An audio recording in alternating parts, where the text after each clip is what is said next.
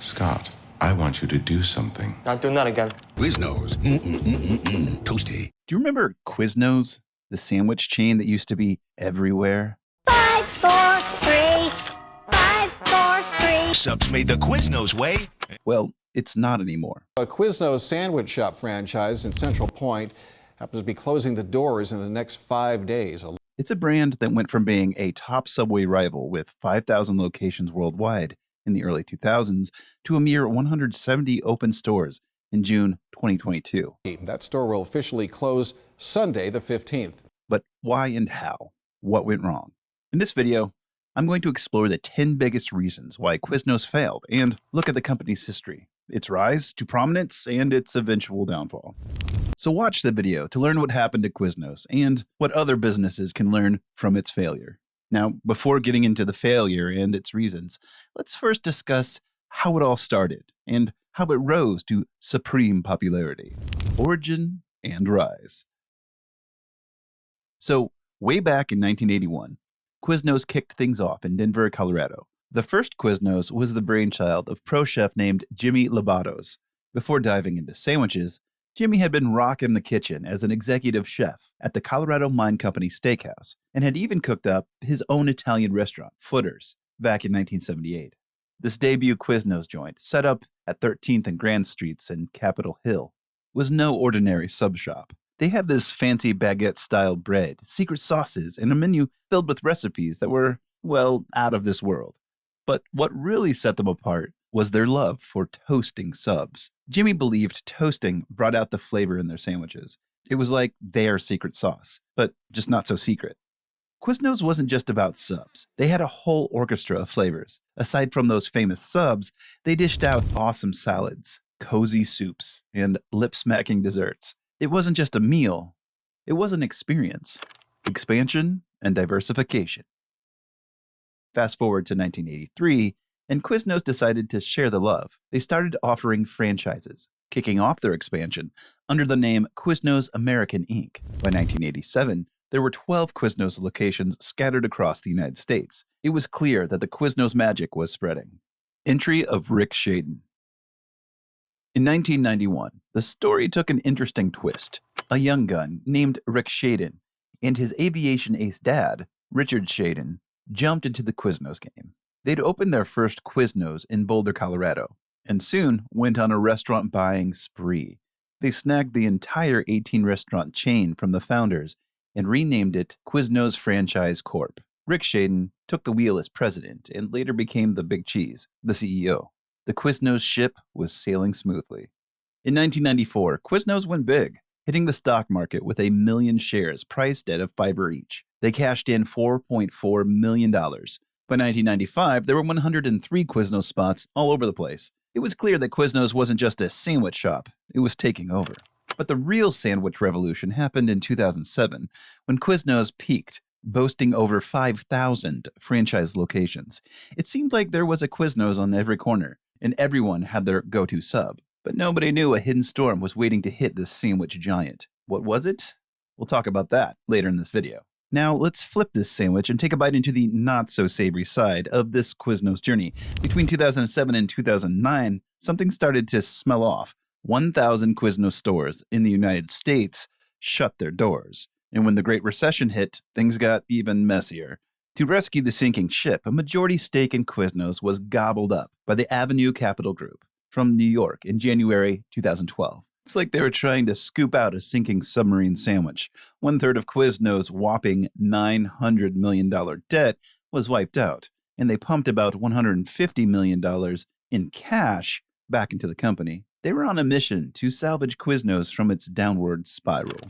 To add a bit more seasoning to the mix, Avenue Capital Group brought in the big guns. They drafted a turnaround specialist, Harsha Viagati, to lead the way as Quiznos' executive chairman. They also roped in Stuart Mathis, the former head honcho of the UPS store, to take the helm as CEO. Their plan? To pump up Quiznos' image by emphasizing the quality of their food. It was a tough climb back up, but they were ready to give it a shot. Bankruptcy. But sometimes, no matter how hard you try, it's tough to climb out of a deep hole. On March 14th, 2014, Quiznos hit the final straw. and filed for Chapter 11 bankruptcy in the United States Bankruptcy Court for the District of Colorado. It was a tough day for the Quiznos fans, but there was a glimmer of hope. Quiznos promised to keep the subs rolling while they restructured their debt and made operational improvements. Finally, on June 30th, 2014, Quiznos emerged from the bankruptcy fog like a phoenix rising from the ashes. They managed to slash their debt by roughly $400 million, but the path to recovery was anything but smooth. Experimentation failed. On December 1st, 2015, Quiznos decided to roll the dice by launching a concept restaurant named Quiznos Grill. The goal was to reinvent their image and expand their menu offerings. However, as in any experiment, there were unexpected results. Initial reviews raised eyebrows, especially with the price tag. With each addition to your sandwich or meal, the bill quickly climbed to a daunting $20. It was a bold move, but it left many wondering if Quiznos had lost its touch with its roots. Another good try. But Quiznos wasn't one to give up. In late 2016, they hit the reset button. The Quiznos Grill concept was overhauled and rebranded as Zepp's Epic Sandwiches. They didn't just stop at a name change, they shook things up.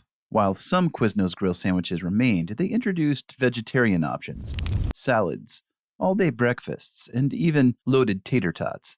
It was a fresh start, aiming to recapture the hearts and stomachs of their audience, a change in ownership.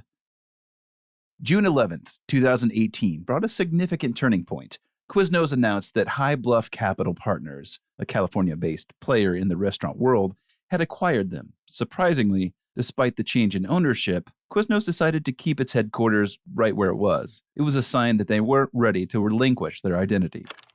The Cube, a new format.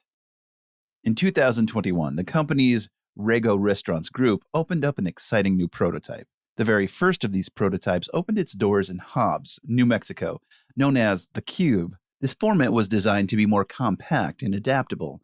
These prefabricated drive-through units could squeeze into smaller plots of land, promised better economics than traditional brick-and-mortar stores, and were faster and cheaper to build.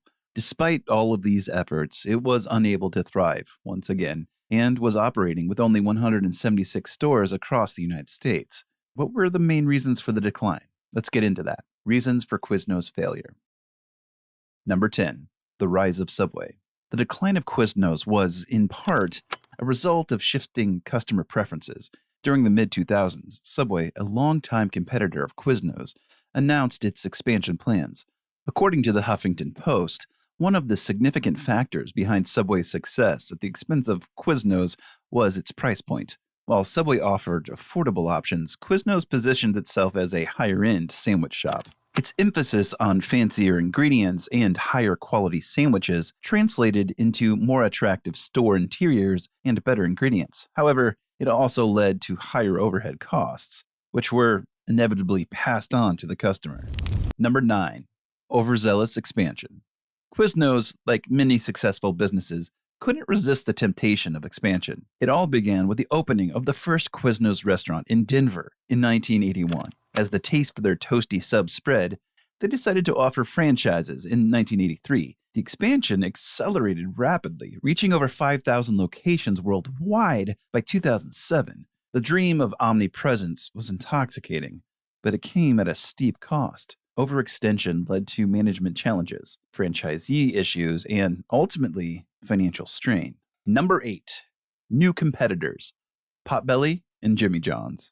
The competition didn't end with Subway. Quiznos faced further challenges with the emergence of other higher-end sub-sandwich shops like Potbelly and Jimmy John's. These new entrants were not only attracting customers, but also forcing Quiznos to make difficult decisions that would significantly impact their profitability. To maintain competitiveness and retain its customer base, Quiznos entered a price war against its rivals. However, they kept their higher quality, albeit more expensive ingredients. This strategy was far from ideal, placing immense pressure on the profit margins. Market analysis at IBIS World noted that the price war strategy was detrimental to Quiznos, leading to a significant reduction in profits. It's important to mention that many Quiznos locations found themselves squeezed into this price battle, and the result was the closure of around 2,500 stores. Number 7. Debt obligations. Quiznos' aggressive expansion plans required substantial capital. To fund this growth, the company took on a significant amount of debt. The debt load was a heavy burden as the company struggled to maintain profitability. The cost of servicing the debt hampered their ability to invest in quality control, marketing, and operational improvements. Debt servicing drained the company's financial resources, impacting its ability to innovate and adapt. Number 6. A unique but problematic business model. Quiznos' decline was also due to its unconventional business model. While most fast food franchises negotiate with suppliers who provide franchise locations with reduced costs due to bulk purchasing, Quiznos Corporate purchased all supplies, including food and paper products, from vendors. Subsequently, they sold these supplies to franchisees. According to Entrepreneur magazine, this business model significantly disadvantaged Quiznos franchisees. To illustrate, a typical restaurant aims for a food cost of around 30%. In contrast, Quiznos franchisees were burdened with an additional food cost that could reach as high as 39%. It made it exceedingly challenging for franchisees to break even and achieve profitability. Number 5. Lawsuits and franchisee conflicts. The tension between Quiznos corporate and franchisees boiled over into lawsuits. In 2006, approximately 10,000 franchise owners launched a class action lawsuit against the corporate entity.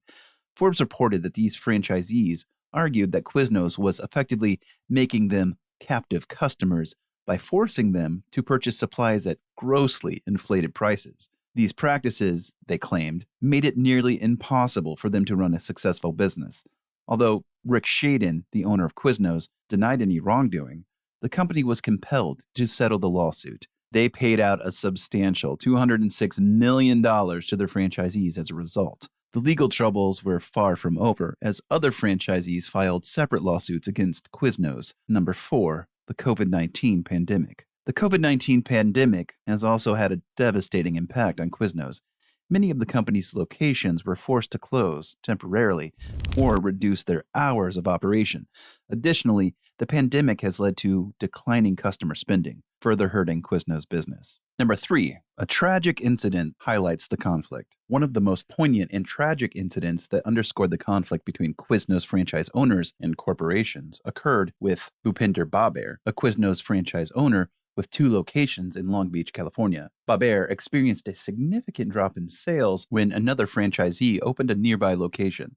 Despite promises from corporate that this would not happen, Baber's sales plummeted. In response, he organized the Quiznos Franchisee Association to assist other franchise owners in fighting what they perceived as unfair business practices. However, in 2004, Baber's franchisee agreement was terminated, leaving him no recourse. It created immense financial and emotional stress. Number 2, the decline of malls. Many Quiznos locations were located in malls. However, the decline of malls in recent years has also hurt the company. As most people shop online, they are less likely to visit malls, which has led to lower foot traffic for Quiznos locations. Number 1, bizarre marketing campaigns. Quiznos' decline was also accelerated by its marketing strategies, some notably bizarre and off-putting to customers. One of the most infamous campaigns was using sponge monkeys in their advertisements. Business Insider labeled the Sponge Monkeys campaign as one of the 10 worst ad campaigns of all time. The Sponge Monkeys entered Quiznos advertising between February 2004 and August of the same year. These peculiar, unsettling characters generated a significant public backlash. Some franchisees felt compelled to put up signs apologizing for the campaign and distancing themselves from its weirdness. The Denver Post reported that Quiznos headquarters received an overwhelming number of phone calls in the first week, with customers expressing confusion and displeasure. Were you confused and have displeasure from the Sponge Monkeys? Please let me know in the comments section below. And don't forget to subscribe. See ya!